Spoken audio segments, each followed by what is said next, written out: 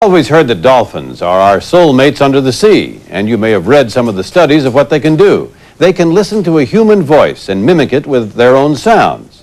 They can memorize different configurations of 7 or 8 symbols, the same way we remember different telephone numbers. But it's one thing to learn that dolphins have intelligent brains, and another to learn that they also have sympathetic hearts. 2 years ago, John Quinones brought you this report after he went to the Florida Keys and found a kind of magic rapport between handicapped children and dolphins.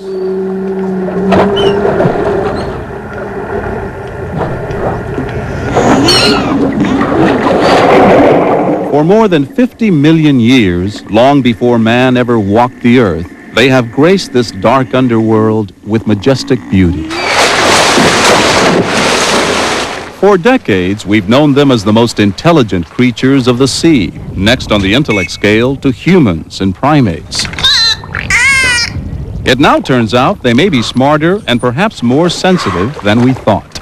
Scientists at Dolphins Plus, a research center in the Florida Keys, have discovered that dolphins display a surprising array of human-like feelings, like joy and compassion, particularly for children who are physically or mentally impaired. Children like 5-year-old Joey Hoagland. Never ever did I expect a baby to come this way, or to be hurt this way, or to have to suffer in that way. Joey was born with truncus arteriosus, a rare congenital heart disease that robs the body of oxygen. By the time he was 3 years old, Joey had undergone 3 open heart surgeries. After the last operation, he suffered a stroke. The left side of Joey's body was paralyzed. He was blind in his left eye. Dina and Peter Hoagland could only watch as their infant son lay in a coma for 8 days. He was absolutely limp. He was less than a newborn. He didn't have swallow response. He couldn't talk. He couldn't cry. There were times when, 2 times that I can remember, that the doctors came in and said, "We don't think that you should leave. We think that maybe he's not going to make it." Joey finally came out of the coma. Doctors said he might even recover. But after such a long ordeal, he refused to cooperate with doctors or physical therapists. The kid was petrified. Can you imagine yourself being in a coma and waking up to something like that with bleeping machines? He didn't trust humans. I was concerned he wouldn't trust us.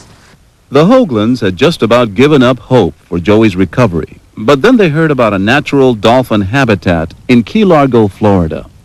Dolphins Plus is a research center, not an entertainment resort. So there are no shows here where the dolphins perform tricks for the crowd.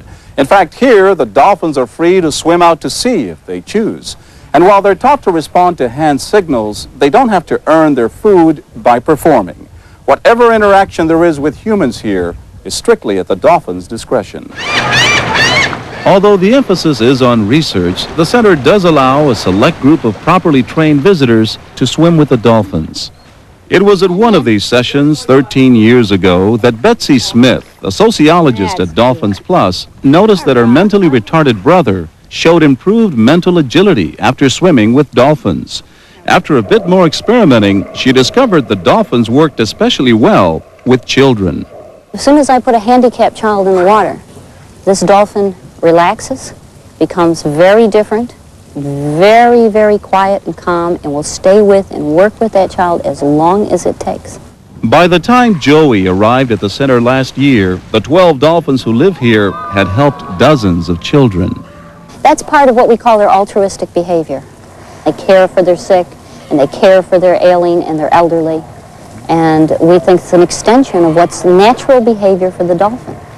You communicate, you care, you live in synchronicity, we call it. They're being dolphins. When he first laid eyes on the dolphins, Joey was shy and apprehensive. But then a friendly dolphin named Fonzie swam up to greet him. And though Joey was afraid to get into the water, Fonzie would not take no for an answer. A few days later, the swim therapy began. Joey weighs 40 pounds, Fonzie 700 pounds. Yet when Joey couldn't move his leg, the powerful dolphin nuzzled up and gently moved it for him. When Joey couldn't lift his arms above his head, Fonzie would toss out a ball and make Joey toss it back. Pretty soon, Joey, who couldn't unclench his paralyzed hand, was practicing in his sleep so that someday he could grab a fish to feed Fonzie. I heard him talking, so I went into his room, and he was fast asleep, going, "Try again. Open, shut them. Open, shut them. Just keep trying, and you'll get it." What did Fonzie do that medicine couldn't provide? Emotional therapy. Chris Blankenship is a marine biologist and Joey's therapist. But this is a dolphin. I think that there is an aspect to dolphins that no one yet really understands. Exactly what does Fonzie understand about Joey's illness? Well, no one knows for sure, but some experts believe dolphins can sense when a person is ill. Already, some studies show that dolphins display a powerful stress-reducing effect on children. Kids who swim with them become deeply relaxed and therefore much more receptive to teaching. These animals are not just unfeeling, swimming hunks of meat. Doctors John Schul and David Smith are scientists and experts on animal behavior. They've just completed a 2-year study on the mind of the dolphin. They taught a dolphin named Nachua to respond to different pitches of sound underwater, as seen on this videotape. Watch the 3 panels at the bottom of the screen. When Nachua heard a high-pitched tone, he learned to push the panel on the right. When he heard a low tone, he pushed the one on the left. But then the researchers made things a little more difficult on Nachua by playing tones that were neither high nor low. He starts to make a lot of errors and gets a little upset with us during that phase of the experiment. But at that point, we give him a third paddle that he can press, which he can press to escape into an easier trial. And that, say the researchers, was their most important finding. Nachua knew when to say, "I don't know." We know that he doesn't know the right answer there. And the fact that he uses this bailout response on those trials suggests to us that he knows that he doesn't know the right answer there. Why is it so important for us to know that? If you realize that these are thinking, feeling, perhaps self-aware animals, you realize that they have a much deeper kind of relationship to you. A relationship with humans, the researchers say, is greatly enhanced by the dolphin's remarkable sonar capacity. They can perceive very fine variations in hardness and texture and size using their hearing alone. So they can read a human being in the water, for instance. They can read a human being in the water, and given what we know about sonar, there's reason to suspect that they may be able to use their sonar to perceive things that are going on within the skin. The same way that physicians now use ultrasound in order to get a look at fetuses in the womb. That sensitive sonar, say scientists, may allow dolphins to detect certain handicaps in humans. That comes as no surprise to Dina Hoagland, who's convinced that Fonzie knows exactly what he's doing for Joey. Wow! Something very wonderful happened.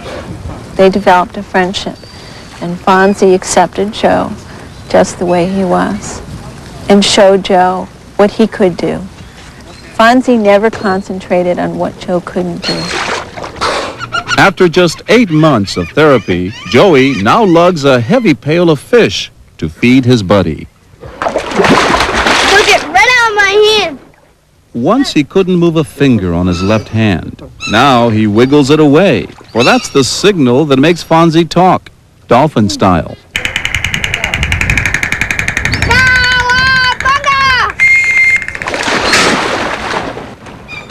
He still takes daily doses of medicine to keep his heart beating properly. It's to relax the muscle in the heart. But aside from the medicine, Joey seems as normal as any other 5-year-old.